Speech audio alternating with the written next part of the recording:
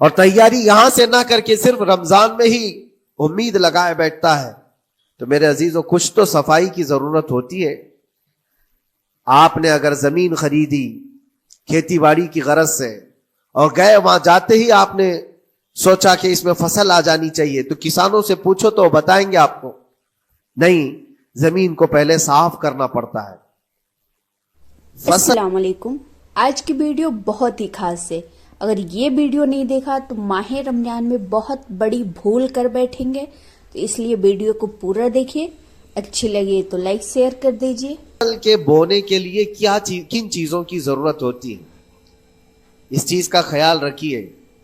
بیج اگر کھوٹا ڈالے ہو اور ویسی ہی فصل آنے کا انتظار کرو گے تو پھر نہیں ہوگا. بیج کو کھرا اور خالص ہونا چاہیے. جو نیکیاں کرنا چاہ رہے ہیں اس کو صاف ستھرے اچھے ماحول میں کیے جانے چاہیے.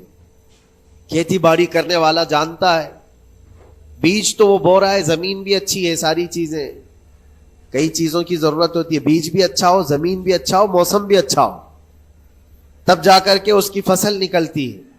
بیج اچھا تھا، زمین اچھی نہیں تو بھی فصل نہیں آتی.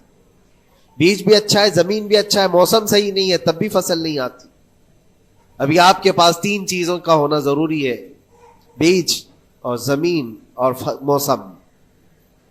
بیج جو ہے یہ نیکیاں ہیں اور زمین تمہارا دل ہے، اس کا اتنا ہی پاک ہونا ضروری ہے.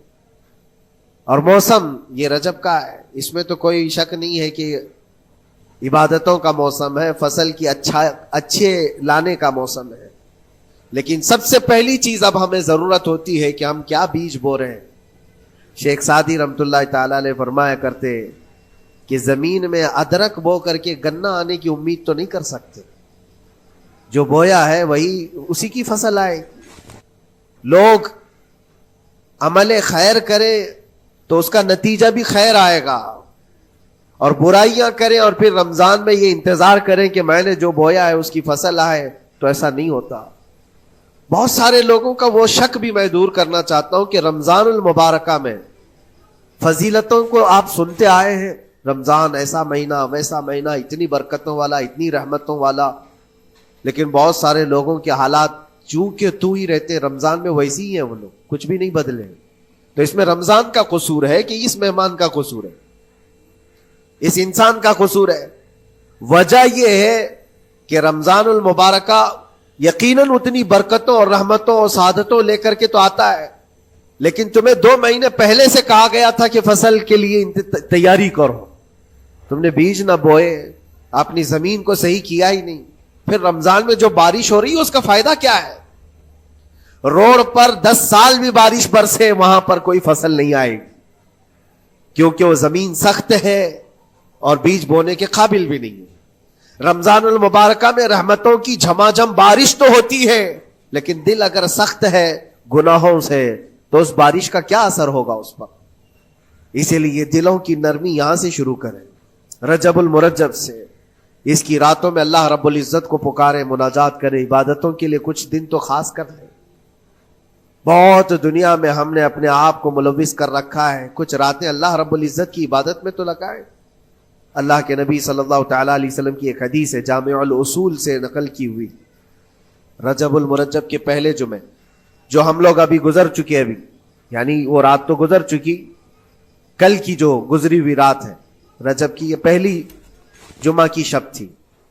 اس کے متعلق روایت ہے کہ 12 رکعتیں جو مغرب کے بعد سے لے کر عشاء کے درمیان پڑھتا ہے، اللہ کریم اس کے تمام گناہوں کو معاف کرتا ہے اور اس سال اس کو پورے طور پر ناگہانی آفات سے محفوظ رکھتا ہے، اور شیطان کے اس پر قابو پانے سے بھی اس کو اللہ محفوظ رکھتا ہے. تو یہ تھی تیاریاں، یہ ساری چیزیں ابھی سے تیاریاں ہونی چاہیے. رجب کے 3 دن آتے ہیں جس کے متعلق فرمایا گیا ہے ایام بیز میں بھی 13 14 15 یا 14 15 16 یہ جو تاریخیں آتی ہیں اس میں روزے رکھو. اس کی بھی بڑی فضیلت ہے کہ تم تیاریاں ابھی سے شروع کر دو کہ رمضان المبارکہ میں اچھی فصل دیکھ سکے، ہمارے جسم کے اندر بدلاؤ آ سکے، ہمارے دل کے اندر انقلاب آ سکے. اور تیاری یہاں سے نہ کر کے صرف رمضان میں ہی امید لگائے بیٹھتا ہے تو میرے عزیزوں کچھ تو صفائی کی ضرورت ہوتی ہے. آپ نے اگر زمین خریدی کھیتی باڑی کی غرض سے اور گئے, وہاں جاتے ہی آپ نے سوچا کہ اس میں فصل آ جانی چاہیے, تو کسانوں سے پوچھو تو وہ بتائیں گے آپ کو نہیں, زمین کو پہلے صاف کرنا پڑتا ہے, کچرے ہوں گے اس کے اندر بہت سارے, ہل چلاؤ یا کسی بھی طرح سے اس کو صاف کرو.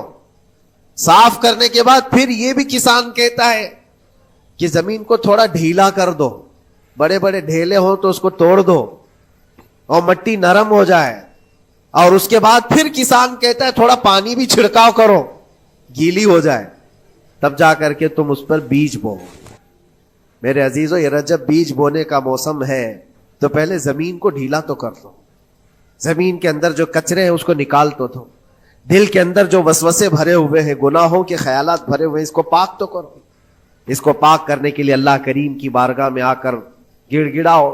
تمہارا ایک آنسو تمہارے تمام گناہوں کو اور اللہ کے غضب کو ٹھنڈا کر دیتا ہے.